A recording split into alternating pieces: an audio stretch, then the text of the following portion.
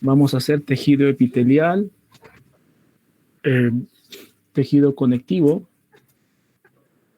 y espero hacer hasta relaciones interespecíficas, ojalá.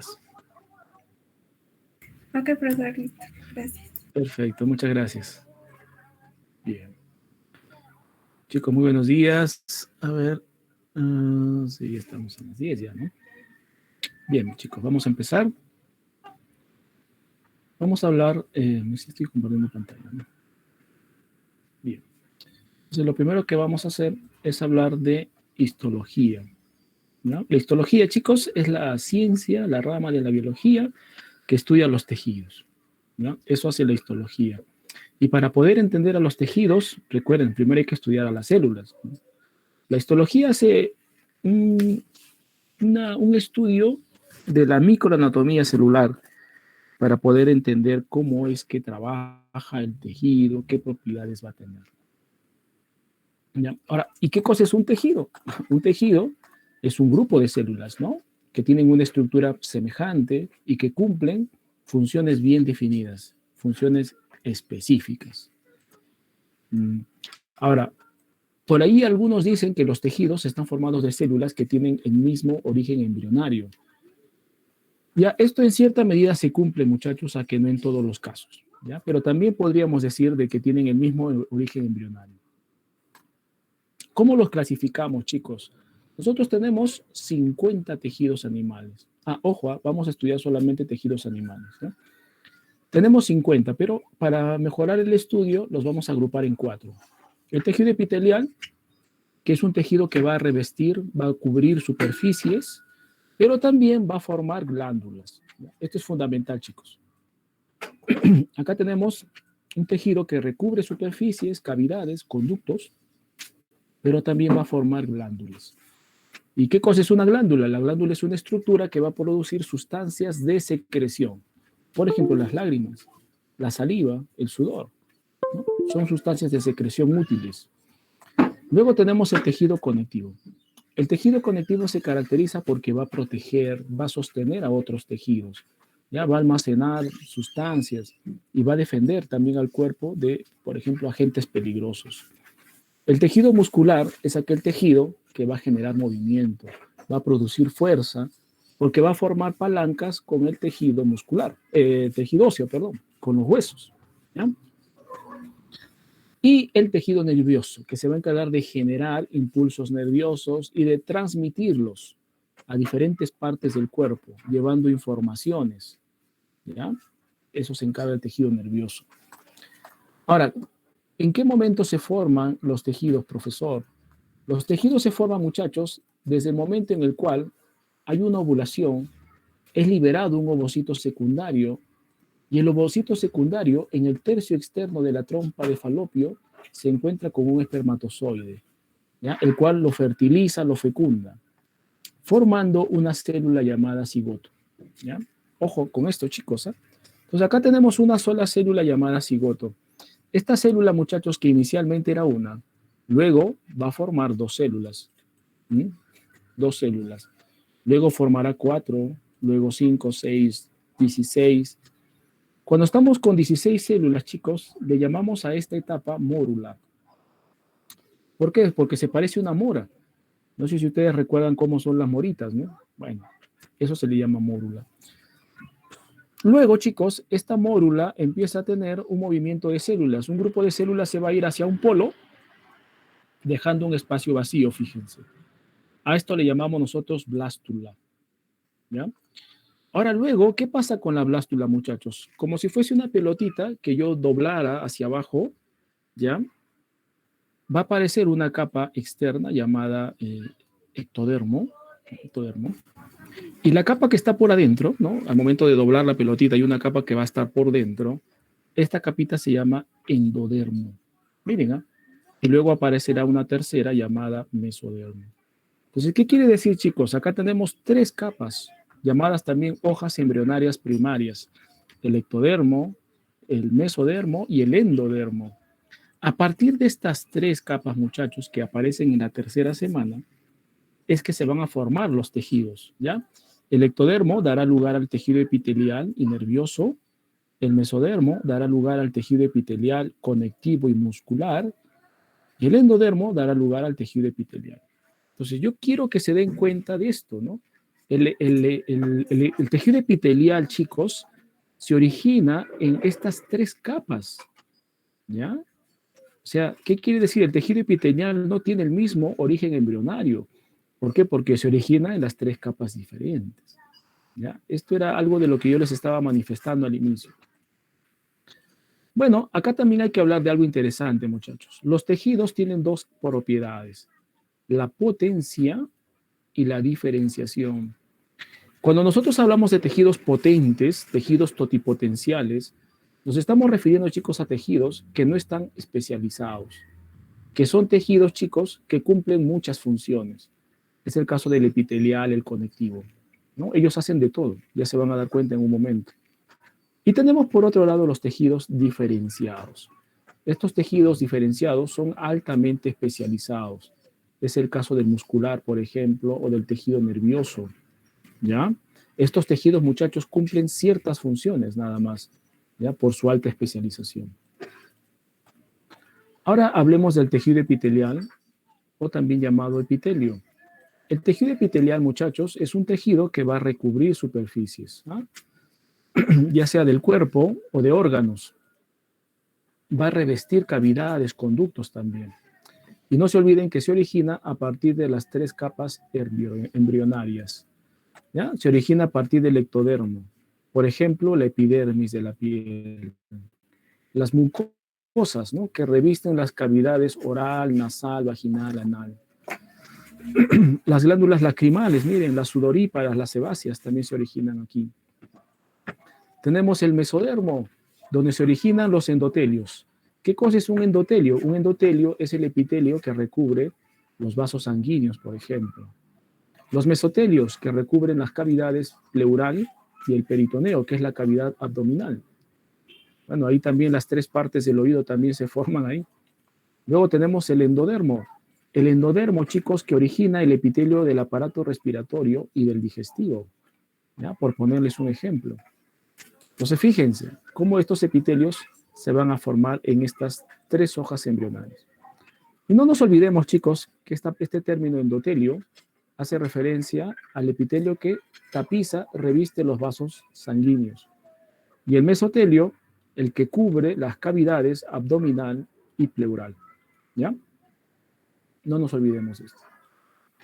¿Qué características tiene el epitelio, muchachos? Los epitelios tienen las siguientes características. Sus células van a tener formas geométricas, miren.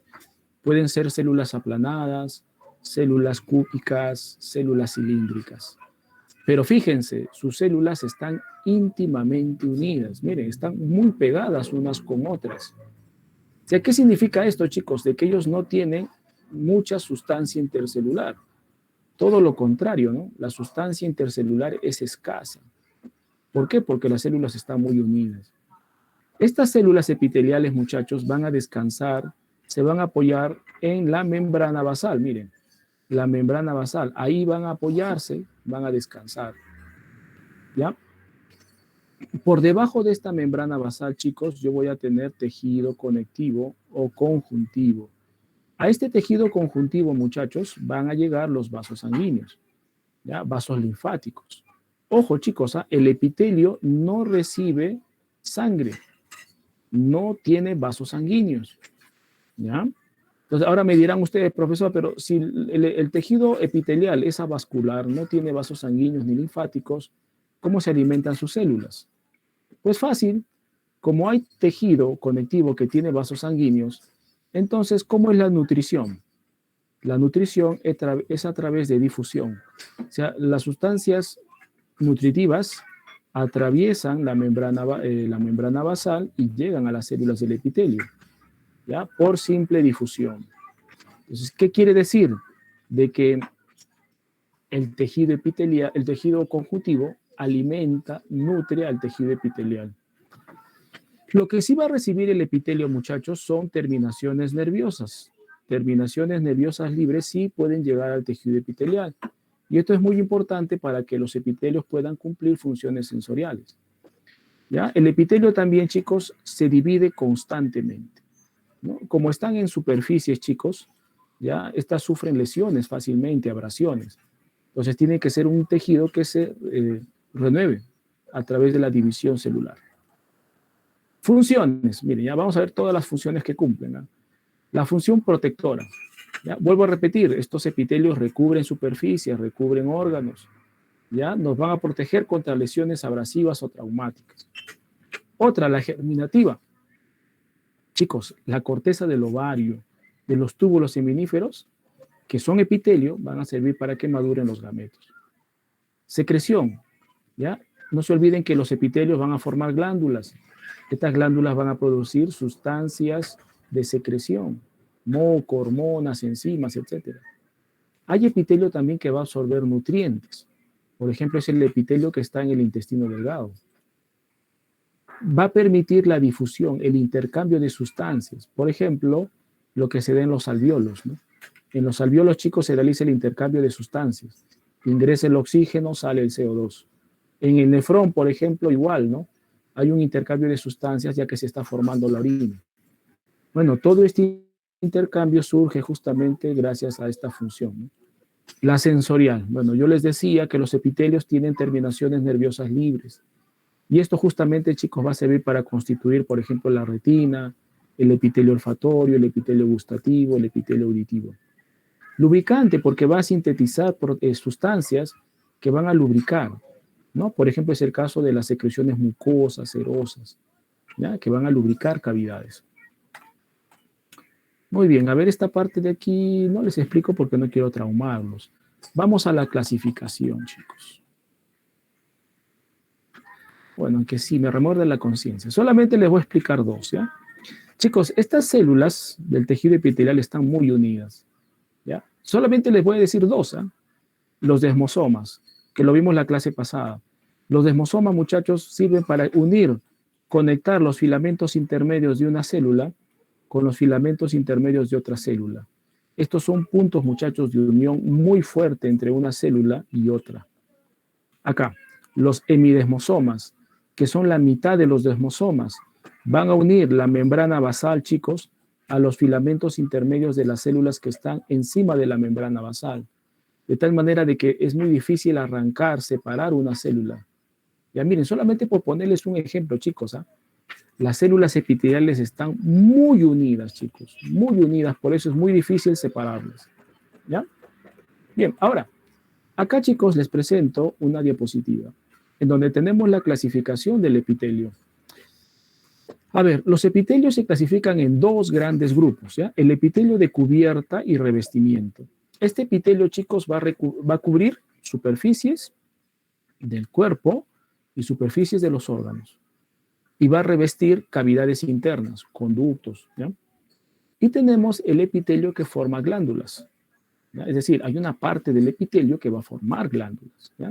No se olviden que una glándula produce sustancias de secreción, que son vertidas al exterior porque son sustancias útiles, ¿ya? En cuanto, chicos, los epitelios de cubierta, nosotros los dividimos en tres grupos, ¿ya? El monoestratificado simple, que se caracteriza por tener solamente una capa de células, solamente una capa nada más, ¿ya? Una capa. El poliestratificado, ¿ya? También le llaman estratificado, se caracteriza por tener varias capas, ¿ya? Son varias capas aquí, varias capas de células, ¿ya? O el pseudoestratificado. El pseudoestratificado se caracteriza, muchachos, porque tengo las células de diferente tamaño, ¿ya? Son células de diferente tamaño. Los núcleos también se colocan a diferente altura y yo aparentemente veo varias capas aquí, pero solo es una capa, ¿ya? Por eso se le llama pseudo, ¿ya? Tiene aparente tener varias capas, pero solo es una, ¿ya? Ahora, el simple, chicos, o que tiene una capa, pueden tener células planas, puede tener células cúbicas o puede tener células cilíndricas, ¿ya? Cilíndricas. El polistratificado, chicos, que tiene varias capas, ojo con esto, chicos, ¿ah? En el poliestratificado, la capa que manda para el nombre, ¿ya? Para el nombre es la capa de arriba. ¿Qué te parece? Mira, acá yo tengo varias capas. ¿Eh? Tengo varias capas. Pero ¿qué pasa, muchachos? La última capa tiene células cilíndricas, ¿te das cuenta? Ya, pues este sería un poliestratificado cilíndrico. ¿Ya? ¿Por qué? Porque la capa de arriba, la capa superficial, tiene la capa pues, de células cilíndricas. ¿No? Si fueran células planas, supongamos, ¿no? Acá que tengamos una capita acá de células planas, supongamos. Ya, pues este sería un poliestratificado plano. ¿Te das cuenta? Entonces, quien manda, chicos, es el de arriba. Y aquí hay un epitelio de transición muy especial, chicos. ¿Ya? O también le llaman polimorfo. ¿Por qué? Porque este epitelio va a cambiar de forma, chicos. Va a cambiar de forma. ¿Ya? Y el glandular, donde vamos a tener glándulas, ¿ya? Exocrinas, endocrinas, mixtas. Ya lo vamos a ver en un momento, no te preocupes. Empecemos entonces, chicos, ¿ya? Entonces, empecemos primero con el monoestratificado o compuesto por solo una capa. ¿Ya? Puede ser, recuerden, simple plano, ¿no? Donde esa capa es plana, plana. Mira, plana, ¿te das cuenta? Planita. ¿Ya? Aquí, chicos, estas células van a tener funciones de difusión, ósmosis, transporte de agua, filtración. Para eso sirven este tipo de epitelios, ¿ya? O sea, es un epitelio que va a permitir el transporte de sustancias, el intercambio de sustancias. Por ejemplo, ¿no? El endotelio, que está en los vasos sanguíneos. El mesotelio, ¿no? Que está en las membranas serosas, cavidad abdominal, pleural. Los alvéolos pulmonares, ¿ve? Que están intercambiando sustancias, CO2, oxígeno. El nefrón, que está intercambiando sustancias para formar orina. El oído medio, el endocardio, la córnea. Ya, estas son zonas, chicos, que no tienen desgaste, no tienen rotura. Los monoestratificados no protegen, ¿eh? Solamente cubren, permiten la difusión, la ósmosis, la filtración, nada más. Luego tenemos el simple plano. ¿Ya? En el simple plano, muchachos, vamos a tener dos modificaciones, dos casos. El primer caso es cuando yo tengo un simple cúbico no modificado. ¿Por qué no modificado? Porque en la superficie, chicos, no hay ninguna alteración. La superficie es lisa, mira. Ya, este epitelio va a servir de cubierta. Por ejemplo, en la superficie de los ovarios, folículos tiroideos, plexos coroideos, retina cristalina. ¿Ya? Luego tenemos un modificado. ¿Ya? ¿Con qué? Con microvellosidades. ¿Ya? Este va a tener microvellosidades. Va a servir para secretar, absorber sustancias. Por ejemplo, en el nefrón. ¿Ya? En el nefrón para formar la orina. Luego tenemos el simple cúbico, ¿no? Vamos a tener acá una capa, pero de células cúbicas. Acá vamos a tener tres casos, ¿ah? El no modificado, cuando la superficie es lisa, mira. ¿Ya? Por ejemplo, estos van a secretar moquito. ¿En dónde? En el estómago, en el colon, en el útero, en el cuello uterino, los conductos excretores de las glándulas exocrinas, por ejemplo. Vamos a tener uno que tiene microvellosidades, fíjate. ¿Ya? Esto, por ejemplo, van a absorber sustancias. ¿Ya? Acá también hay un truco, chicos. Cuando hay microvellosidades, ellos pueden hacer dos cosas, ¿no? Absorber sustancias o secretar sustancias. En este caso se absorben sustancias porque están en el intestino delgado y la vesícula biliar. Y hay uno que va a tener cilios, miren, cilios. ¿Ya? Los cilios son como pequeños pelitos, ¿no? Y cuando yo tengo cilios, chicos, tengo que pensar en el transporte. O también la secreción, porque acá también pueden secretar moco. Estos cilios, chicos, por ejemplo, los vamos a ver en las trompas de falopio y las vías respiratorias inferiores. ¿Por qué? Porque en las vías inferiores, chicos, se produce moco y los cilios empujan, arrastran el moco hacia afuera, ¿ya? Por eso es importante para el movimiento, el transporte. Y en el caso de las trompas de falopio es lo mismo. ¿Ya? Las trompas de falopio hemos dicho que recibe el ovocito secundario o recibe el cigoto. ¿Ya? Y estos se tienen que mover, ¿no es cierto? Tienen que ser movidos, arrastrados, transportados a través de las trompas de falopio. Entonces, lo que hacen los cilios es eso justamente, ¿no? Batir de manera sincronizada para que puedan moverse estas células. Luego tenemos, chicos, el epitelio poliestratificado, también llamado estratificado, ¿no? Este se caracteriza por tener varias capas. Y este epitelio, chicos, sí protege, porque es un epitelio más fuerte y va a proteger, ¿ya? De cualquier desgaste, rotura o fricción. Y también a veces puede secretar sustancias. A ver, por ejemplo, el plano, ¿no? ¿Por qué se llama plano, profesor? Porque la capa superficial es plana, ¿sí? Ahí tiene células planas. Por ejemplo, ¿cuál es la función? Protección. A ver, profesor, este no queratinizado lo vamos a encontrar en superficies húmedas. Por ejemplo, ¿no? El tubo digestivo superior, ¿no? La boca, por ejemplo, la lengua, la vagina, la córnea, húmedo. Luego tenemos el queratinizado, ¿ya? Este de aquí brinda mayor protección. Lo vamos a ver, por ejemplo, en la epidermis, ¿no? Es la capa superficial de la piel. Ahí vamos a tener una capa de células muertas con queratina, ¿no? Esto impide, por ejemplo, el ingreso, chicos, de patógenos, ¿no? O también que nosotros perdamos agua. Luego tenemos el polistratificado cúbico, ¿no? Que es aquel epitelio que en su última capa presenta células cúbicas.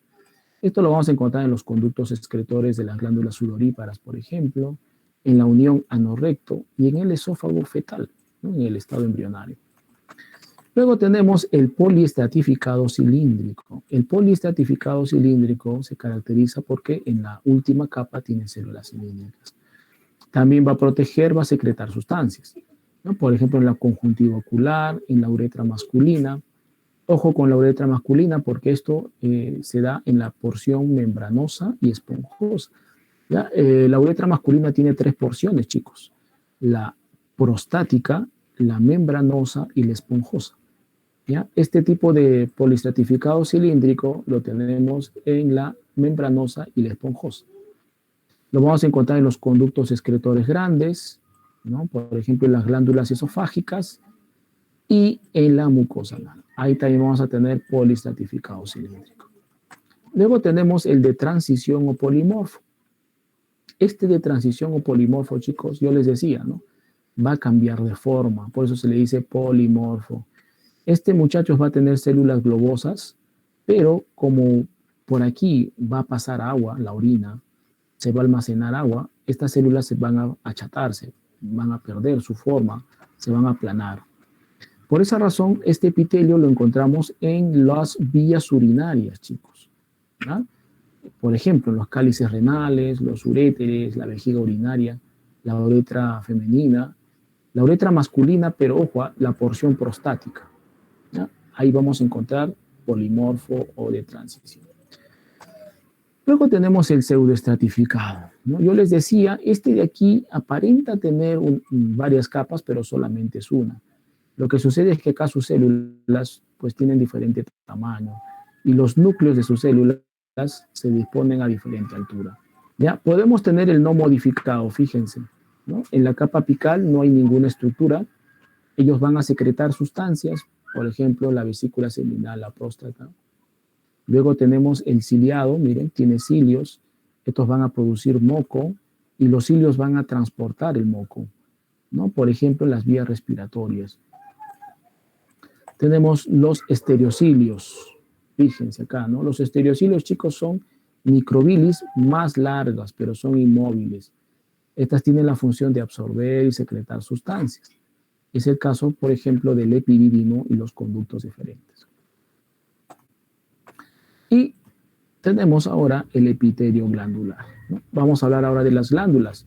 El epitelio glandular, chicos, se caracteriza porque forma las glándulas.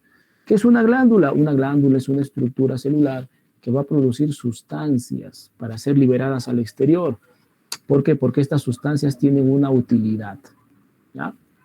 En el caso de las glándulas, bueno, tenemos hasta 3 clases, ¿ya? Entonces, estas glándulas, chicos, pueden ser, ¿no? Exocrinas.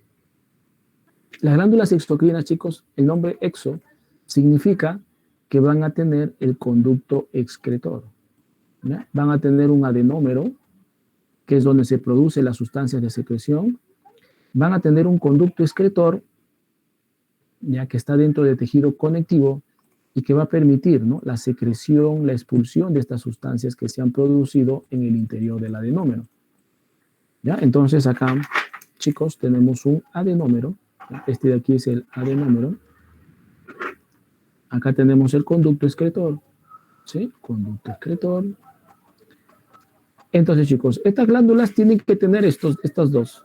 Conducto excretor y adenómero. Entonces, las sustancias que se produzcan acá, chicos, van a salir por el conducto excretor. ¿Hacia dónde, profesor? Van a salir hacia una cavidad, ¿no? Una cavidad, un conducto o una superficie. Superficie, ¿ya? A cualquiera de los dos. Ah, ya, profesor. Muy bien. Y en cuanto a la clasificación, chicos, en cuanto a la clasificación, aquí, pues hay varias formas de clasificar, ¿ya? Yo les voy a mencionar solo dos. Por ejemplo, tomando en cuenta la forma del adenómero. Miren, si el adenómero tiene forma tubular, será una glándula tubular. Si el adenómero tiene forma alveolar, será una glándula alveolar. Si el adenómero tiene una mezcla de ambas, será una glándula túbulo-alveolar, por ejemplo, ¿ya? Pero la que más nos interesa es esta. De acuerdo al tipo de secreción. De acuerdo al tipo de secreción, yo puedo tener una glándula merocrina. ¿A qué le llamamos merocrina? Aquella glándula, chicos, que produce la secreción, pero las células permanecen intactas. Las células no pierden nada, ¿ya? Las células permanecen tal como siempre, ¿ya?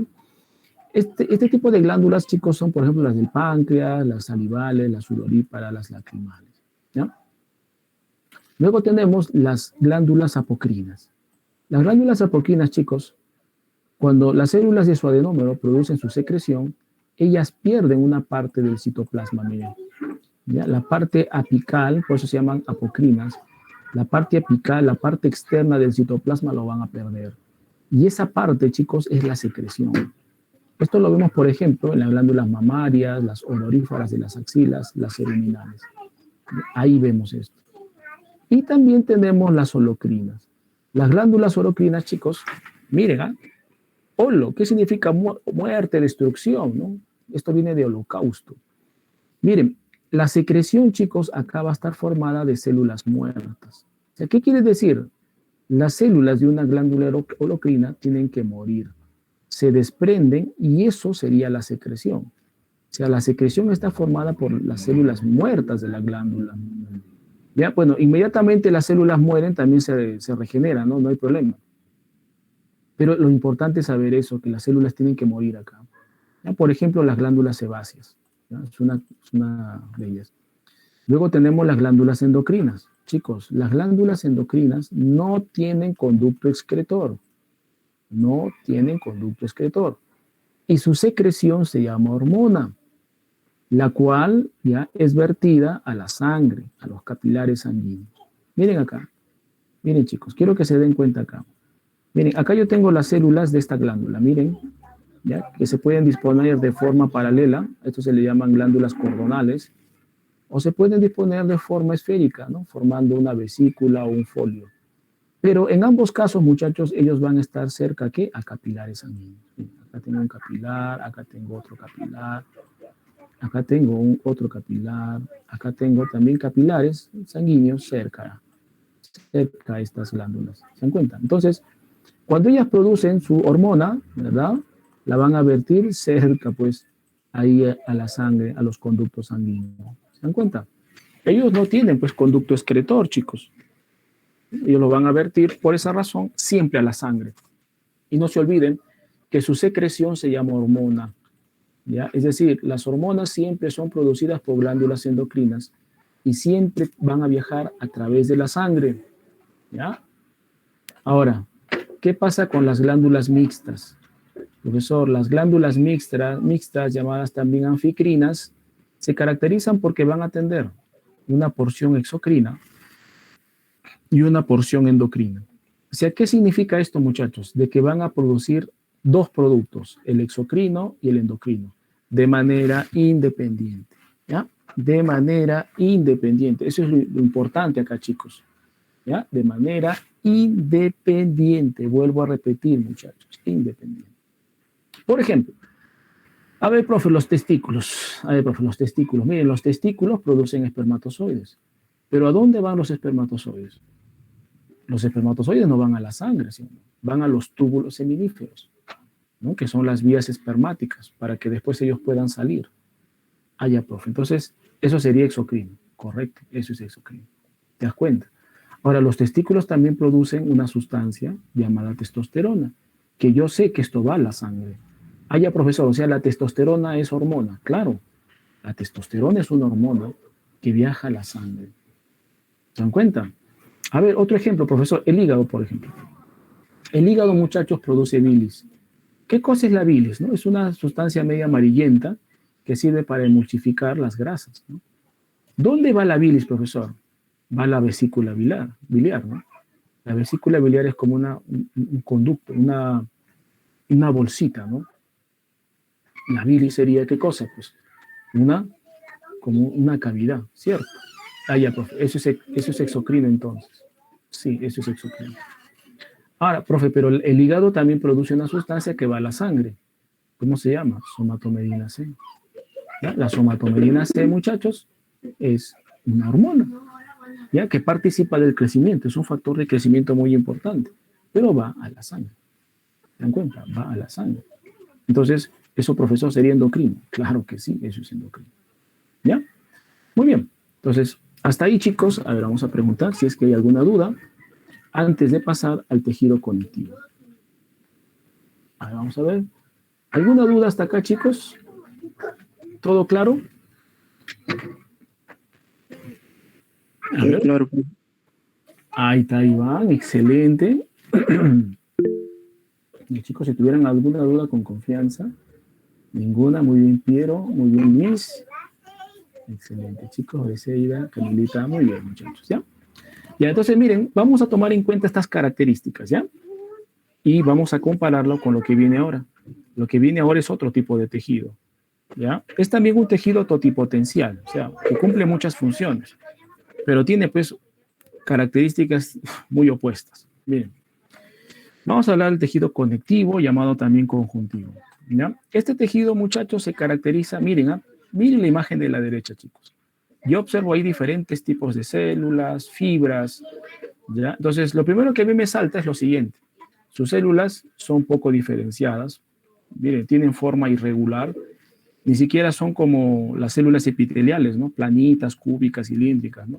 Células que tienen una bonita forma, ¿no? Acá son, ¿ya? Forma irregular. Y también me doy cuenta de algo, chicos, ¿ah? Aquí la sustancia intercelular, o sea, la sustancia que está entre las células, es abundante, fíjense, ¿ya? Acá hay abundante sustancia intercelular, matriz extracelular, ¿ya? Eso también quiero que se den cuenta. Acá las células no están íntimamente unidas, para nada. Este tejido, no se olviden, se deriva del mesodermo, ¿ah? Del mesodermo, chicos, se deriva un tejido llamado mesénquima. Bueno, pero al final es el mesodermo, no hay problema, profe. Ya está. Ya. Como todo tejido, chicos, tiene dos componentes básicos. ¿Ya? Debe de tener células, profesor. Claro que sí, debe de tener células. ¿Ya? Pero también debe de tener matriz, ¿no es cierto? Tiene que tener su matriz extracelular o sustancia intercelular, bueno, como quieras llamarle, ¿no? Lo que está fuera de las células. Ya, debe de tener eso. En este tejido conectivo, chicos, esta matriz está formada de la sustancia fundamental y de las fibras. ¿Ya? Miren, este es lo que, por ejemplo, no hemos visto en el tejido anterior. ¿Ya? Sustancia fundamental, fibras, forma la matriz extracelular. ¿Ya? Muy bien, ¿qué más? ¿Qué más, muchachos? Ya, esta matriz extracelular, chicos, puede ser líquida, como en la sangre, puede ser semilíquida, gelatinosa, fibrosa, calcificada. O sea, esta matriz puede tener diferente tipo de consistencia.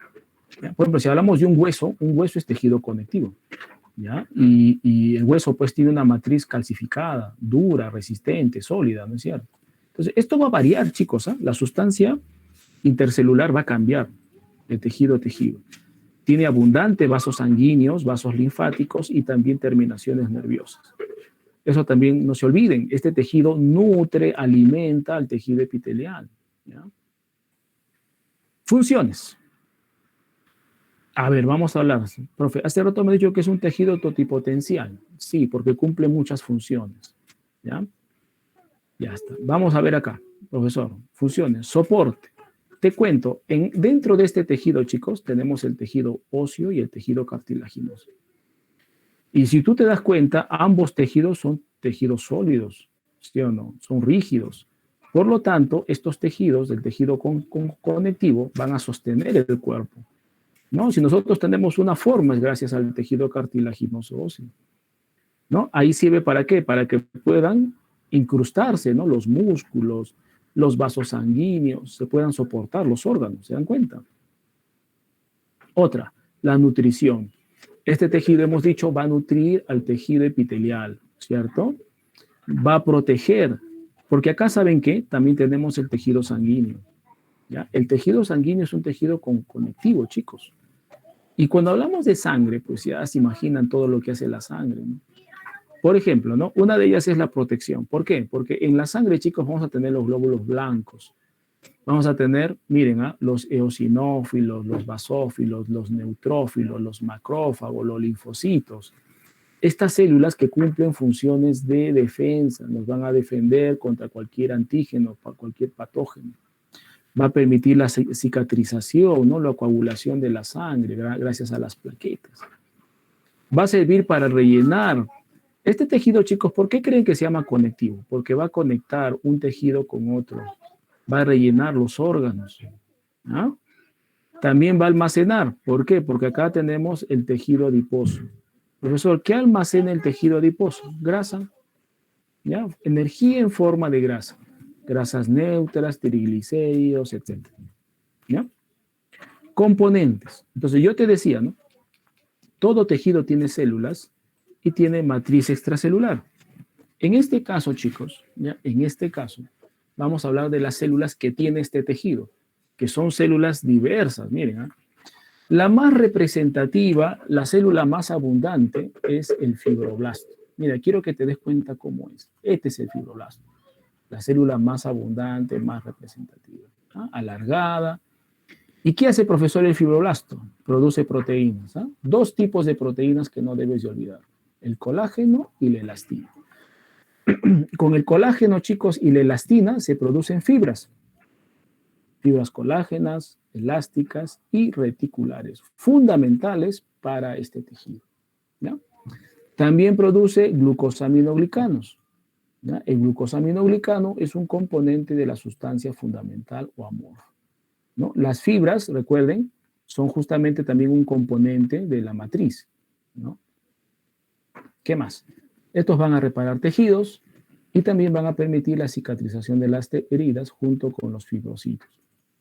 Otro tipo de células son las adiposas, ¿ya? Estas células adiposas, chicos, son las células de la grasa.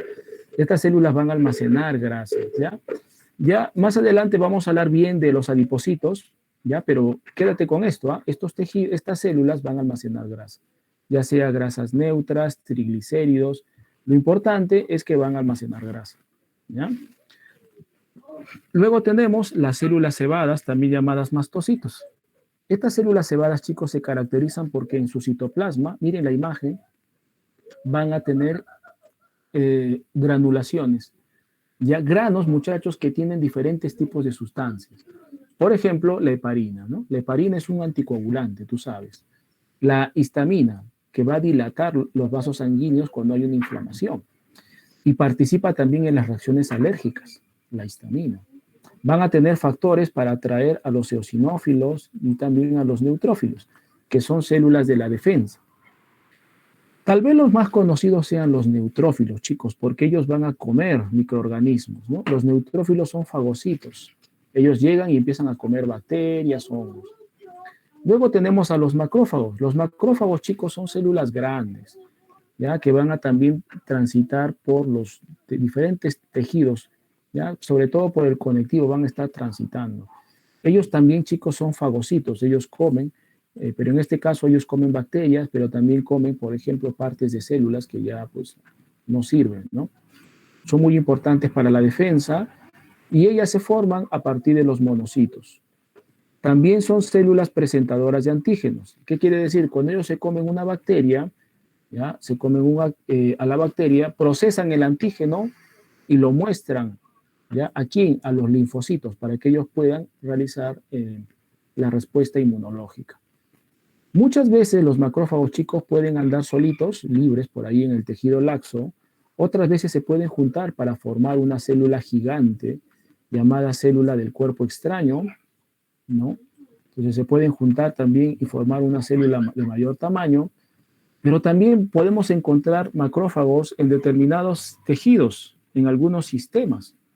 Por ejemplo, en el hígado lo podemos encontrar con este nombre, ¿no? Células de Kupffer, lo podemos encontrar en el vaso. Pues bueno, ya me llegó la hora, chicos. Bien, chicos, vamos a descansar 5 minutitos hasta las 10:45, ya, y retomar.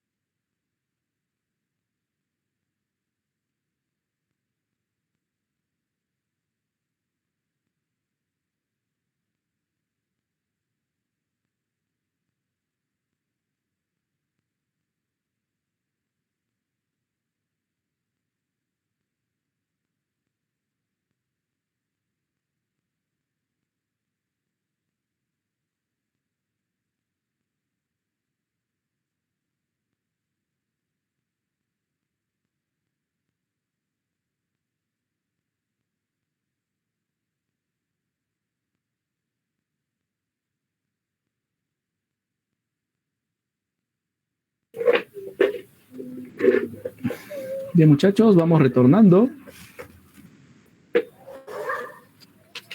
Ya nos queda solamente una horita más.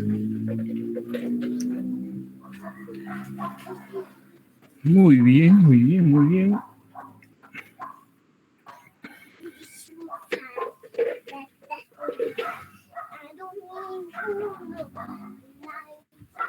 Diez y 45, chicos. Vamos a continuar. Bien, entonces yo les decía de que había macrófagos que ya residían, ¿no?, de manera permanente en ciertos tejidos, en ciertos órganos, ¿no? Por ejemplo, en el hígado se llamaban las células de Kupffer, en el vaso las células dendríticas, en la piel las células de Langerhans, pulmones, células del polvo, la médula ósea roja, las células reticulares, tejido óseo, osteoclastos, tejido nervioso, microglia, riñones, células mesangiales, en la placenta, las células de Hofbauer. ¿Ya? Entonces, estos macrófagos, chicos, podían residir en estas zonas, dado la importancia, ¿sí? Y ahí, pues, cualquier bacteria, cualquiera, cualquier antígeno que se presente, pues lo iban a fagocitar, ¿no? También tenemos células plasmáticas, ¿ah? Ojo, las células plasmáticas llamadas plasmocitos se caracterizan ¿por qué? Porque van a originarse a partir de los linfocitos B, ¿ya? Linfocitos B. Y estas células plasmáticas van a producir anticuerpos, inmunoglobulinas, ¿ya?, que van a neutralizar a los antígenos, ¿no? Por ejemplo, los virus. Ahora, ¿cómo las podemos distinguir? Fácil, muchachos. Cuando las vemos en el microscopio, su núcleo ya va a tener una cromatina que va a tener esta forma de rueda de carreta. Es fácil por eso distinguirlas.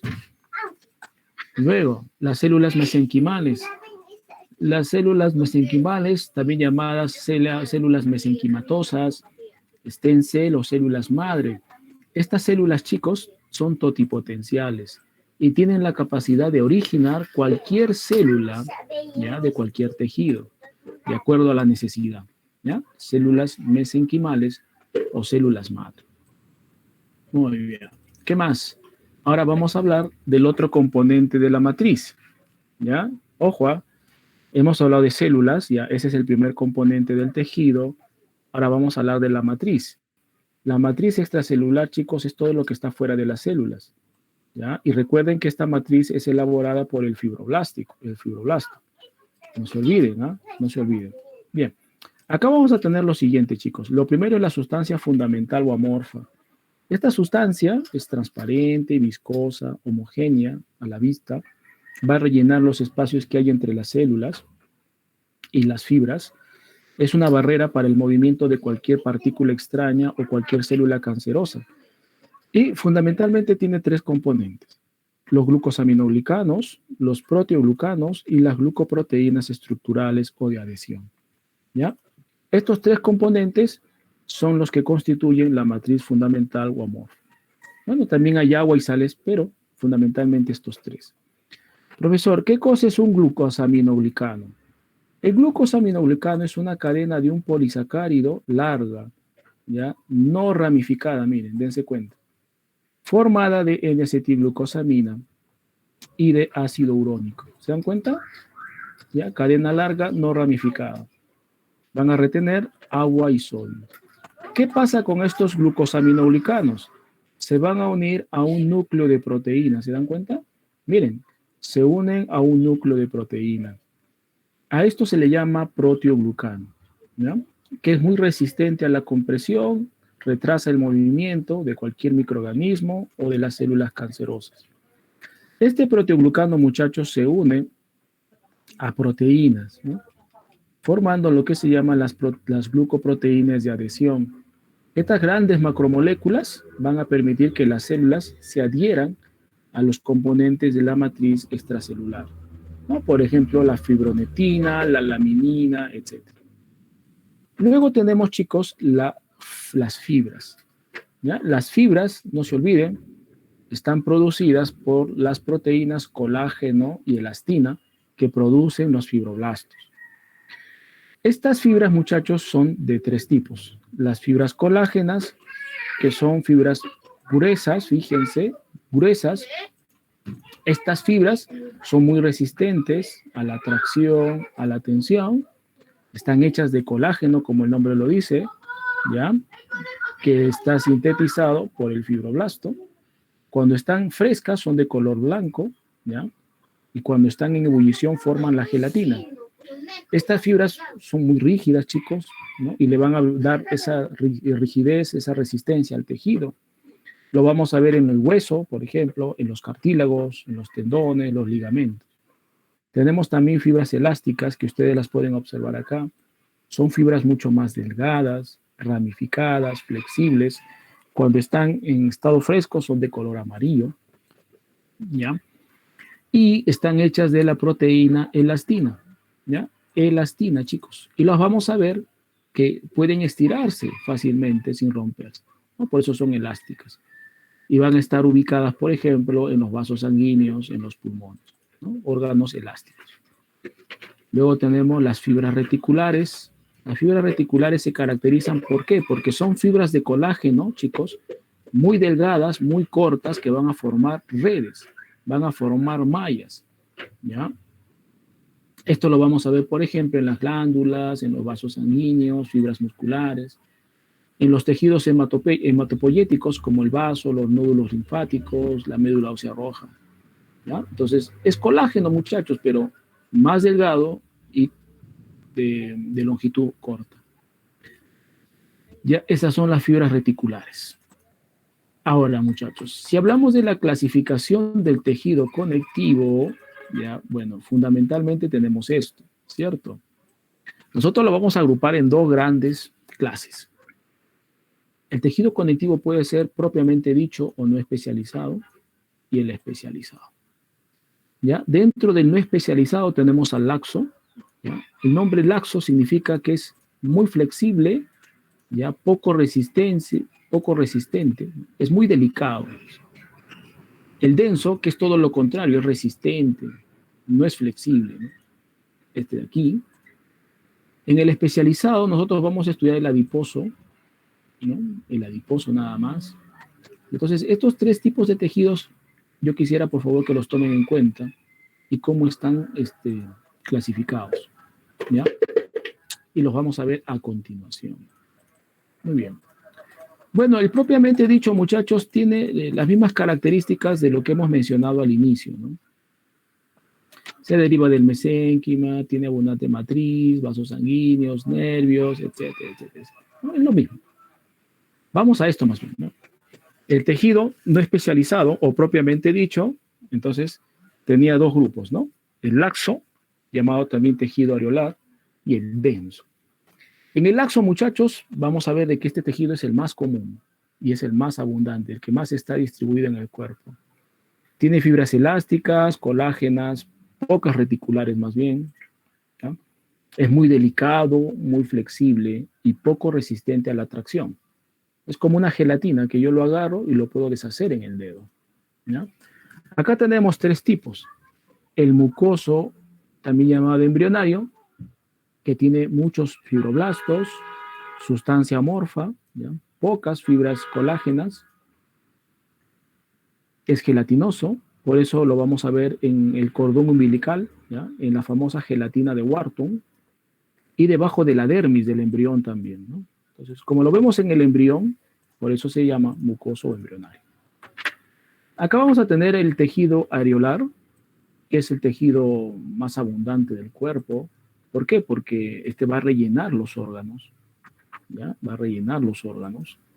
Y tenemos el tejido elástico, que vamos a encontrarlo en los vasos sanguíneos, ¿no? Con muchas fibras elásticas, fibroblastos, ¿ya? Entonces, este tejido laxo es muy delicado. Todo lo contrario al tejido conectivo denso. El tejido conectivo denso, chicos, tiene haces gruesos de fibras colágenas, ¿no? Fibras colágenas, pero gruesas, ¿ya? Aquí vamos a encontrar que es un tejido poco flexible, pero muy resistente a la tracción. Es decir, fácilmente no se puede romper, ¿no? Y tenemos acá dos grupos. El tejido conectivo denso o no modelado, compacto también le llama, o irregular, en donde sus fibras, chicos, sus fibras, se disponen en diferentes direcciones, ¿ya? Diferentes direcciones, ¿ya? Eso, muchachos, le permite a este tejido soportar grandes tensiones. Por ejemplo, lo vamos a ver debajo de la dermis, en los estromas de los órganos, el periósteo, pericondrio, cápsula de los órganos, ¿ya? Y tenemos el denso modelado, también llamado tendinoso regular. Aquí vamos a observar, chicos, que las fibras se disponen de forma paralela. ¿Por qué? Porque están orientadas en la misma dirección, fíjense. Están orientadas en la misma dirección. Esto le confiere mayor resistencia que el tejido no modelado, ¿ya? Cuando está en estado fresco, este tiene color plateado. Es muy fuerte, muchachos, ¿ya? Y es algo flexible, ¿no? Por ejemplo, lo vamos a ver en los tendones, en los ligamentos, en la aponeurosis, ¿ya? Ahí se encuentra. Bien, y ahora veamos el tejido conectivo especializado. Yo les decía, aquí solamente nosotros vamos a ver al tejido adiposo nada más, ¿ya? Y también les comentaba de que este tejido se caracteriza justamente por tener los adipocitos, ¿no? Los adipocitos son las células representativas de este tejido. Y se caracterizan porque van a sintetizar y almacenar grasas, ¿no? Como las grasas neutras o triglicéridos. Ahora, tejido adiposo, chicos, tenemos de dos tipos. El blanco, llamado amarillo o unilocular, que se caracteriza porque sus adipocitos son más grandes, ¿ya? Los adipocitos son grandes y tienen una gran gota de grasa, solo una gota, pero grande de grasa, ¿ya? En el citoplasma. Esta gota, chicos, hace de que el núcleo esté digamos así, cerca de la membrana celular, ¿no? Periférico. ¿Ya? Almacena, produce grasas neutras, triglicéridos, va a tener carotenoides disueltos en la grasa, por eso el color amarillo, ¿ya? Abunda esto en el hombre adulto, tiene muchos nervios, vasos sanguíneos. Y la función, bueno, la reserva, ¿no? Es reserva energética importante del cuerpo, va a modelar nuestro cuerpo gracias a la acción de las hormonas. Esto sobre todo se ve en las damas, ¿verdad? Va a protegernos, va a amortiguarnos, por ejemplo, de los golpes, de los choques. Es termoaislante porque es mal conductor del calor. Entonces va a impedir que nosotros perdamos calor fácilmente. Va a llenar los espacios vacíos, va a mantener a los órganos en sus posiciones, en sus lugares. Por lo tanto, va a estar rodeando las vísceras, va a estar debajo de la dermis, ¿no? De la piel, ¿ya? Va a formar lo que se llama, ¿no? El tejido celular subcutáneo. Y tenemos el otro tipo de tejido adiposo, el tejido adiposo pardo, llamado también multilocular o grasa parda, ¿no? Grasa parda. Primero, empecemos. Los adipocitos que hay acá, chicos, son más pequeños, ¿ya? Son adipocitos más pequeños. En su interior, la grasa ya está en múltiples gotitas, ya en muchas gotitas. No solamente es una gran gota de grasa como en el anterior, no, acá tenemos múltiples gotitas, ¿ya? Llamadas liposomas. Estas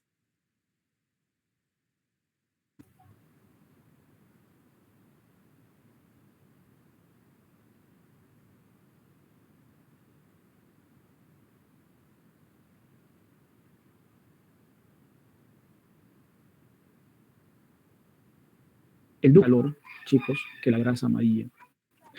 Por esta razón, lo vamos a encontrar en el feto y en el recién nacido, ¿ya? Porque entenderán que ellos necesitan más calor para protegerse del frío, ¿no? Vamos a encontrar grasa de este tipo a nivel del cuello, en la región entre las escápulas, el abdomen, el tórax, el lomo, ¿ya? Pero ahí generando mayor calor. Lo vamos a ver también en los adultos, pero en pequeña cantidad y casi la función es insignificante, ¿no? Dado de que nosotros nos podemos abrigar y bueno, tenemos otras formas de generar calor. Y también es muy útil y abundante en los animales que hibernan, como los osos, por ejemplo. Bien. Bien, muchachos, no sé, a ver, vamos a ver si es que hasta aquí tengan alguna pregunta. A ver, voy a entrar al chat. A ver, chicos, ¿alguna duda, alguna pregunta hasta el momento? Ya con esto habríamos terminado toda la parte de histología. Hemos visto tejido epitelial, tejido conectivo. A ver, Piero me dice que todo está claro. Excelente, Piero.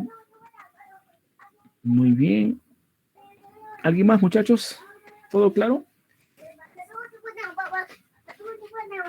Creo que sí, ¿no? Ahí está Angie. Muy bien, gracias Angie. Luis Pablo, gracias, excelente. Bien, muchachos. Entonces, veamos la última parte de nuestro tema de la semana. Vamos a hablar de las relaciones interespecíficas, también llamadas heterotópicas, ¿ya? Y esta imagen no la podemos olvidar.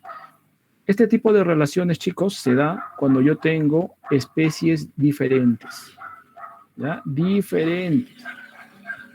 Por favor, no se olviden, ¿ah? Relaciones interespecíficas significan entre especies distintas, ¿ya? Entonces, estas relaciones, chicos, muchas veces pueden ser positivas o pueden ser negativas, ¿ya? Profesor, ¿cuándo hay relaciones positivas? Cuando miren, son más o son más cero. O sea, ¿qué significa, chicos? Ambos se benefician. Uno se puede beneficiar, pero el otro no se perjudica. Dense cuenta, chicos, ¿ya? Ese cero significa que no se perjudica ni tampoco se beneficia. Por eso es cero. Entonces, chicos, en una interacción positiva no puede haber alguien que se perjudique, ¿ya? Nadie se puede perjudicar. Si alguien se perjudica, eso ya es negativo, ¿ya? Las negativas pueden ser menos más, fíjense, pueden ser menos cero o menos menos, ¿no? Cuando hay una competencia fuerte, por ejemplo, ambas se perjudican, ¿no? O alguien se puede perjudicar, pero la otra permanece neutra, no se afecta, o alguien se perjudica y otra gana. Bueno, hay diferentes, ¿no? Lo importante, chicos, es que en una negativa siempre vamos a tener un perdedor, alguien que se perjudica. Por ejemplo, ¿no? En el caso de Nemo y la Némona, ¿ven? Aquí los dos se benefician. Ambos se protegen, ¿se dan cuenta? ¿Sí? Aquí más bien la cosa cambia, ¿no? Aquí los felinos se van a comer al herbívoro, ¿cierto? Tú dirás, pero profe, pero eso es bueno, ¿no? Porque controla la población, además tienen que sobrevivir. Claro, pero como hay una especie que se perjudica, esa es una relación negativa. ¿Ya, chicos? Es una relación negativa. Ya. Necesaria, sí, pero bueno, negativa. Entonces vamos a ver primero las negativas, ¿ya? Vamos a estudiar primero las interacciones negativas, llamadas también antagónicas. La primera relación, chicos, es el parasitismo. Quiero que se den cuenta, miren, en el parasitismo yo tengo más menos, ¿ah? Más menos. O sea, ¿qué significa? Que va a haber alguien que se va a beneficiar. ¿Quién es el parásito? El parásito vive a expensas de otra especie, ¿no? Llamada hospedador, ¿no? A esta especie, muchachos, a veces lo lleva hasta la muerte, ¿ah? El parásito lo que hace, chicos, es extraer los fluidos nutritivos del hospedador, ¿no? Destruir sus tejidos, sus células. Y a corto plazo o largo plazo les puede causar la muerte, ¿no? Ahora, hay dos tipos de parásitos, ¿no? Los ectoparásitos que viven sobre el cuerpo, ¿ya? Chupan sangre o la savia. Ahí tenemos las garrapatas, los mosquitos, los piojos, las lampreas, chirimachas, chinches, etc. O también tenemos los endoparásitos que pueden vivir en el interior del hospedador, ¿ya? Los oxiuros, las tenas, las tenias, perdón, la triquina, las bacterias, etc., ¿no? Muy bien. ¿Qué más tenemos por acá? La competencia. Miren cómo la competencia, muchachos, ¿eh? ¿Cómo es? Menos, menos. ¿Qué pasa en la competencia, muchachos? Tenemos dos especies que tienen el mismo nicho ecológico, ¿ya? Y van a luchar entre sí por el espacio, el alimento, la luz, ¿ya? ¿Ya? Ambas cuando entran en lucha, muchachos, van a reducir sus tasas de reproducción, ¿ya? Van a estar luchando, pues, entre ellas. Y a veces hay casos extremos en que una puede extinguir a la otra. También puede haber ese tipo de casos. Por ejemplo, ¿no? Entre las plantas, chicos, las plantas compiten bastante. ¿Quién lo creyera? ¿Ah? Compiten, como ya no se pueden mover, chicos, tienen que aprovechar los nutrientes al máximo que hay en el suelo, ¿no? El agua. Tienen que aprovechar al máximo la luz del sol. Entonces hay una competencia, chicos, por la luz, por el agua, las sales minerales, por el espacio. Acá también tenemos, por ejemplo, ven aquí los carnívoros también, que pueden luchar también, ¿no? También tenemos la depredación, miren. En la depredación, uno es positivo, otro es negativo, ¿no? Uno se beneficia, el otro se perjudica. Profe, ¿quién se beneficia? El depredador, ¿cierto? El depredador captura, mata a la otra especie, que es la que se perjudica, ¿no? Que es la especie, pues, la llamada presa, ¿no? Normalmente los predadores son fuertes, más grandes, veloces, astutos, ¿no? Tienen, pues, estructuras más desarrolladas. Y las presas todo lo contrario, ¿no? Bueno, al final acá hay una lucha, muchachos, por adaptarse. Y esta relación es muy importante justamente, muchachos, para controlar poblaciones, ¿no? Acá se trabaja mucho la selección natural, muchachos, ¿no? Pues eliminando a los más débiles, a los viejos, y sin embargo, pues aquí van a prevalecer los más jóvenes, los más fuertes. Luego tenemos el amensalismo. Miren cómo es el amensalismo, ¿ah? Uno se perjudica y el otro es cero, el otro es neutro. ¿Ya? ¿Qué pasa acá, muchachos? Acá hay un organismo que va a producir una sustancia que va a inhibir el crecimiento de la otra. ¿Ya? Entonces, una es inhibida y la otra es no afectada. Por ejemplo, miren, los árboles. ¿Qué pasa con los árboles, muchachos? Los árboles, como les decía, luchan para llegar a lo más alto. ¿Para qué? Para poder tener luz solar. Cuando ellos llegan a esta distancia, muchachos, o esa altura, van a producir sombra sobre las otras plantas que están debajo. ¿Ya? Entonces, estas plantas que están debajo, al no tener luz, van a, pues, inhibirse de crecer. Ya no van a poder crecer, no van a poder desarrollarse, ¿no? Eso, por ejemplo, es un amensalismo, chicos. Pues aquí las plantas más altas inhiben el crecimiento de las plantas bajas. Hay el caso también de la alelopatía en las plantas, ¿no? Por ejemplo, el eucalipto, chicos, produce ciertas sustancias que van a inhibir, por ejemplo, el crecimiento de las leguminosas. La tara también produce sustancias que inhiben a las gramíneas. ¿Se dan cuenta? Entonces, acá, de alguna manera, muchachos, una ya busca inhibir el crecimiento y el desarrollo de la otra. Ya, para eso se pueden producir, como en el caso de las plantas, alcaloides, ¿no? La cineola, el alcanfor, los fenoles. Ahora, en el caso de los microorganismos también, chicos, hay una lucha, la famosa antibiosis, ¿ya? Donde ciertos microorganismos producen sustancias que inhiben el crecimiento de otras. Es el caso de este hongo, chicos. Este es el famoso hongo Penicillium, ¿ya? Que produce la penicilina, que nosotros hemos utilizado como un antibiótico. ¿Para qué? Para inhibir el crecimiento de bacterias, ¿no? Y de esta manera nosotros nos curamos, pues, de enfermedades bacterianas. ¿Se dan cuenta? Eso lo hemos aprovechado de este hongo. ¿Ya? Esa es una forma de amensalismo llamado antibiosis. Luego, chicos, tenemos también interacciones positivas, ¿eh? No todo es malo. También hay interacciones simbióticas o positivas. ¿Ya? Primero vamos a ver las interacciones que benefician a ambas especies. ¿Ya? Ambas especies son beneficiadas. Por ejemplo, el mutualismo. Miren, ¿eh? El mutualismo más. ¿Qué pasa en esta relación, chicos? Ambas especies se benefician. O sea, si se juntan es para beneficiarse. Pero, chicos, no pueden separarse. ¿Ya? Este es el truco. En el mutualismo, las especies no pueden vivir separadas. Si tú las separas, mueren. Así de simple, mueren. Su supervivencia depende de que estén juntas. Por ejemplo, los líquenes. Chicos, los líquenes es una asociación entre un hongo y un alga. ¿Qué da el hongo? El hongo da protección. ¿Qué da el alga? Alimento. Porque el alga, tú sabes, hace fotosíntesis. Entonces, si tú le quitas al hongo el alga, el hongo muere de hambre. Y si tú le quitas, ¿no es cierto?, al alga el hongo, el alga muere sin protección. ¿Ya? Entonces, estas son, chicos, relaciones obligatorias. Y así hay varios ejemplos, ¿no? Varios ejemplos. Entonces, aquí, chicos, no se puede jugar. Aquí sí o sí tenemos que estar juntos, ¿ya? Y acá, muchachos, se pueden intercambiar, pues, diferentes tipos de cosas, ¿no? Por ejemplo, miren, acá, miren, Nemo y la anémona, ¿no? Lo que decíamos anteriormente. Acá, chicos, ellos están intercambiando un servicio, ¿ya? Porque ambas se están protegiendo. Entonces, aquí el servicio es protección. Nemo protege a la anémona y la anémona protege a Nemo, ¿ven? Ambas están haciéndose un servicio mutuo. Aquí, abeja flor, abeja flor. Acá hay un servicio recurso. ¿Cuál es el servicio? La polinización. La oveja está polinizando a la planta. Eso es un servicio. ¿Y qué le está dando la flor a cambio? Un recurso. ¿Cuál? El polen. ¿Ten cuenta? El polen es un recurso. La polinización es un servicio.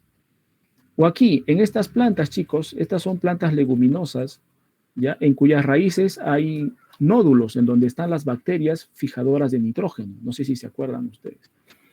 Miren, aquí ambas están intercambiando recursos.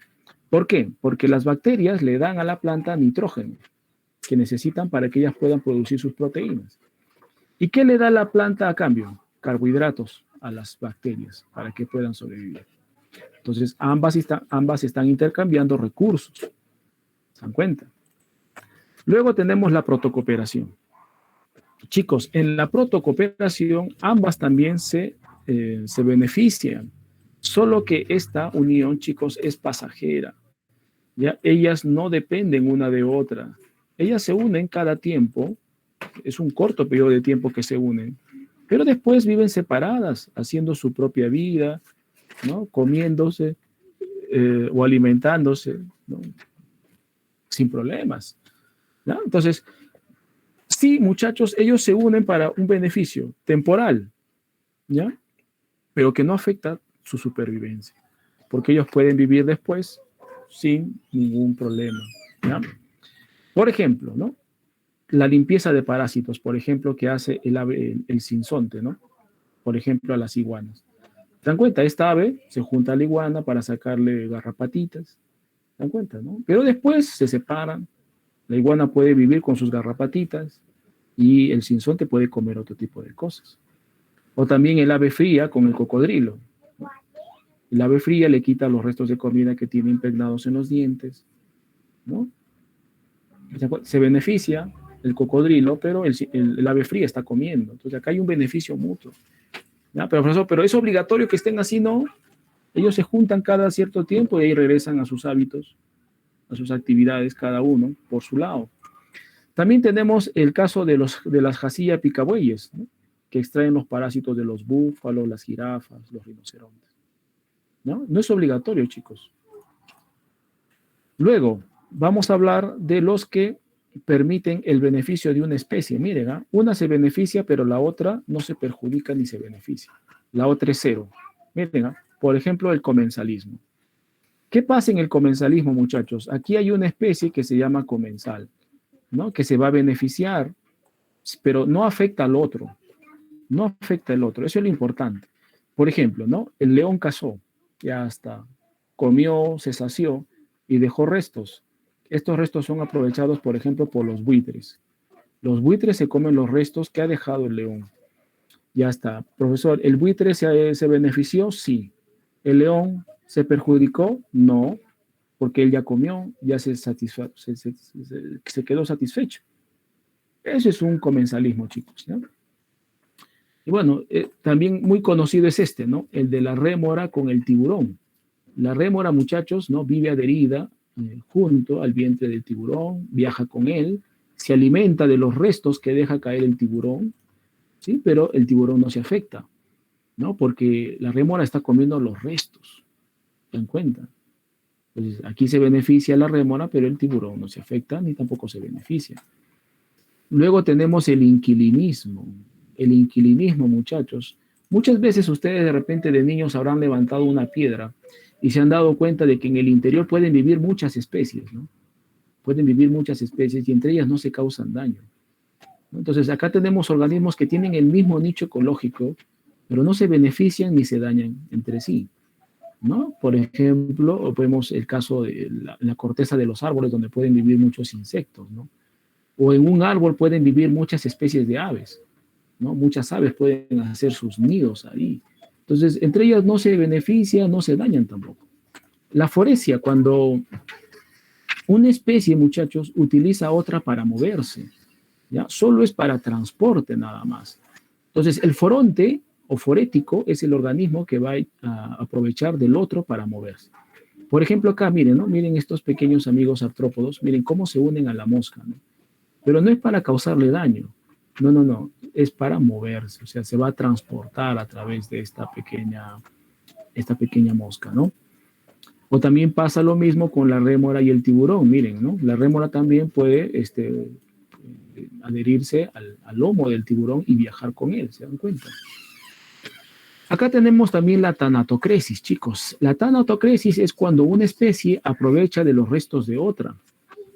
Pueden ser sus secreciones, sus excrementos, su esqueleto, su cadáver, ¿ya? Y lo utiliza para protegerse o como una herramienta, ¿no? Por ejemplo, el caso del cangrejo ermitaño. Ustedes seguro conocen esto, ¿no? Él aprovecha el caparazón de los moluscos para protegerse. O esta ave, ¿no? El pallidus, ¿sí? Camarinchus pallidus, ¿no? Que utiliza, muchachos, los restos, por ejemplo, de las espinas de cactus para poder extraer sus insectos. Ahí lo está utilizando como una herramienta, ¿se dan cuenta? Eso es tanatocresis, también llamada metabiosis. Y tendríamos, muchachos, ya para terminar esto, las relaciones neutras, ¿no? Cuando hay una relación neutra, cuando yo tengo 0, 0, 0, 0, ¿se dan cuenta? Estas relaciones interactúan, ¿sí? Interactúan mucho, pero no se causan ni beneficio ni perjuicio, ¿no? Es más, acá, mira, yo los veo acá jugando carnavales, ¿no? ¿Se dan cuenta? Ya está. Y, muchachos, esto que hemos visto son relaciones interespecíficas, en relaciones entre diferentes especies. Ahora, lo que toca, chicos, son las relaciones intraespecíficas, o sea, las relaciones que hay dentro de las especies. ¿Ya? Dentro de las especies también tenemos relaciones. Por ejemplo, ¿no? Estas relaciones son muy importantes porque nos permiten muchas veces sobrevivir dentro de la misma especie, ¿no? Por ejemplo, las aves cuando migran. ¿Se dan cuenta? Es muy importante para ellas migrar en conjunto porque entre ellas se protegen. ¿Sí? Es una forma, muchachos, de poderse defender de los depredadores, ¿no? Desarrollarse, reproducirse. Pero también, muchachos, no se olviden que dentro de la misma especie también tenemos competencias. Tenemos competencia, ¿no? Por ejemplo, ahora lo que ustedes están haciendo es competir por una vacante en la universidad. Entonces, somos de la misma especie, pero también competimos entre nosotros. Muy bien. Muy bien, muchachos. Con esto habríamos terminado la parte de la teoría. No sé si en esta parte de ecología tendrán alguna pregunta ustedes, ¿no? Si no, para poder dar paso a la práctica, si quiera avanzar unas cuantas preguntas de la práctica. No sé, a ver, chicos, ¿los leo o los escucho? ¿Está todo claro como el agua? O de repente, pues hay que compartir algo más con ustedes. No sé, a ver, díganme, chicos, ¿los leo o los escucho? Eseida me dice que sí. Camila también dice que sí. O sea, supongo que todo está claro. ¿Sí? ¿Todo está claro, chicos?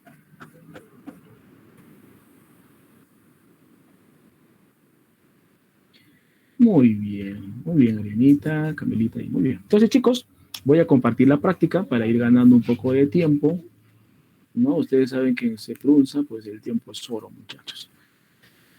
Y bueno, si es que no hay ninguna pregunta, ninguna duda por parte de ustedes, empecemos por nuestra práctica. Bien, chicos. A ver, vamos a ver lo primero. Primero nos hablan de un tejido, ¿no? ¿Qué cosa es un tejido? Ya sabemos, un conjunto de células, bla, bla, bla, bla, bla. También sabemos de que hay 4 tipos básicos de tejidos, ¿no? Esto debido a la clasificación que hizo Santiago Ramón y Cajal, un médico español. Y la pregunta es, a ver, dice, ¿cuál no es un tipo básico de tejido?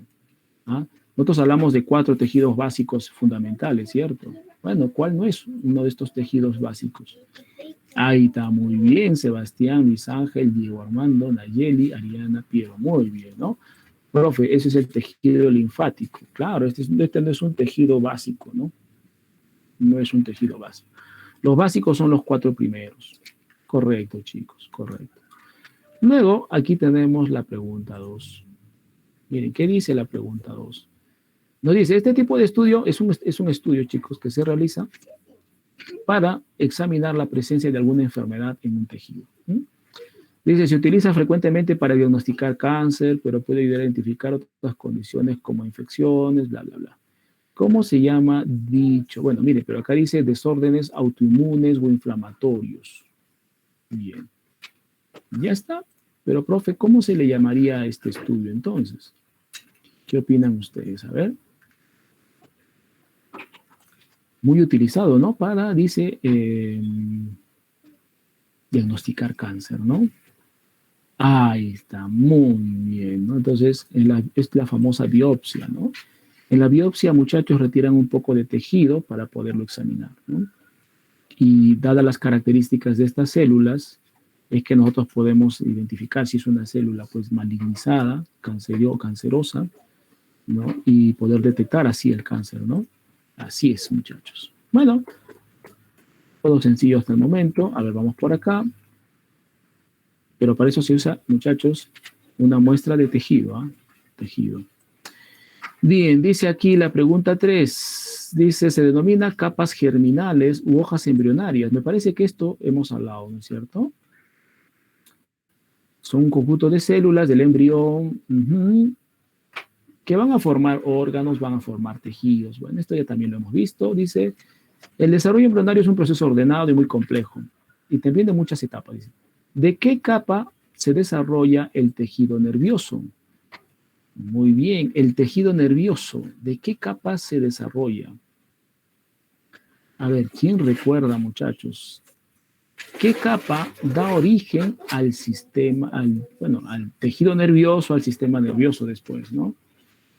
A ver qué dice Arianita, Diego Armando, a ver Sebastián. Sebastián se va por la B, el mesodermo. A ver, vamos a recordar a Sebastián un poquitito, ¿ya? Me voy a aprovechar de tu alternativa. El mesodermo da origen, chicos, a tejido epitelial, a tejido conectivo y a tejido muscular. Mesodermo muscular. ¿Ya? A esos tres tejidos da origen el mesodermo. El ectodermo daba origen al tejido epitelial y también al tejido nervioso. ¿Ya? Tejido nervioso. Por lo tanto, chicos, claro, tenemos que marcar aquí amiguito con derechos. Amiguito con derechos. ¿Ya? Muy bien. Luego, pregunta 4. Miren qué fácil está esto, chicos. ¿Ah? Dice, este tejido es el más abundante. Ajá, más abundante. Ya con esto yo tengo una idea, chicos. ¿Ah? Ampliamente distribuido. Está formado por fibras. Miren, esto me suena. Fibras, profe. Y células. Y una sustancia fundamental. Ya, esto está calientito, chicos. ¿Qué tejido se describe? A ver, me dicen, profe, casita. A ver, ¿dónde había fibras? ¿Dónde había sustancia fundamental? A ver, ¿dónde? Esto lo hemos visto ahorita, ¿no, chicos? Esto está calientito. A ver, voy a utilizar sus alternativas. A ver, me dicen la C, tejido epitelial. A ver, chicos, tejido epitelial. Muy bien, en tejido epitelial habíamos estudiado sus células, su tipo de células. Y acá hay algo interesante, chicos. El tejido epitelial tiene las células muy unidas. Por lo tanto, la sustancia intercelular es escasísima. Entonces, ahí, muchachos, es muy difícil que yo pueda encontrar fibras. Algo que contradice lo que me dice el enunciado. Están muy pegadas, chicos, las células epiteliales. Por lo tanto, ahí fibras no voy a encontrar. Sustancia fundamental, tal vez, pero escasísima, chicos, escasísima. O sea, no es algo que caracterice este tejido. Entonces, no podría yo marcar honestamente la alternativa C. No podría. A ver, Viviana me dice, profe, la E. Bueno, nosotros no hemos trabajado tejido nervioso, chicos, salvo les he dado unas características generales. Pero, claro, en el tejido nervioso no se caracteriza también por la presencia de fibras o sustancia fundamental, ¿no? El tejido nervioso se caracteriza por sus células, que son las neuronas y son las glías o neuroglias, que son células de soporte, de sostén. Tampoco es una característica de ahí. Ahí está. Entonces, Piero me dice, Ariana, Fernando me dice por ahí, profe, entonces marca la B. Claro, chicos. Claro, ese es tejido conectivo, ¿verdad? Es tejido conjuntivo. Recuerden que así también se le llama. En este tejido, yo les decía, ¿no? Tenemos células, el primer componente, y tenemos la matriz extracelular. Pero dentro de esta matriz, chicos, tenemos fibras ¿sí? Y tenemos sustancia fundamental o amorfa, ¿no? Recuerden que la sustancia fundamental, ahí tenemos los glucosaminoglicanos, los proteoglucanos, las glucoproteínas de adhesión. Y dentro de las fibras tenemos las fibras colágenas, elásticas y reticulares. Toda una mazamorra, pues, hay ahí, chicos. Bien. Ya creo que no nos alcanza para la pregunta 5, ¿no? Creo que no nos alcanza el tiempo. Pero aquí me hablan de la diferenciación, ¿no? Esta es una característica que pueden tener los tejidos, ¿no? La alta especialización, que los tienen algunos, no todos, ¿no? Pero bueno, esto lo vamos a ver la siguiente clase, chicos. Ahí lo dejo para que lo vayan pensando. Muy bien, chicos, siendo respetuosos del tiempo, el cual la verdad estamos de sobra, de sobra. Agradecemos la presencia de la señorita Nicole, que siempre nos apoya, y de ustedes, chicos, que también están ahí siempre pendientes de la clase y participando también. Bien, chicos, un fuerte abrazo. Nos estamos viendo la siguiente clase. En este momento voy a subir el material, por favor, para que lo puedan descargar. Hasta la próxima. Hasta la próxima, profesor. Hasta luego.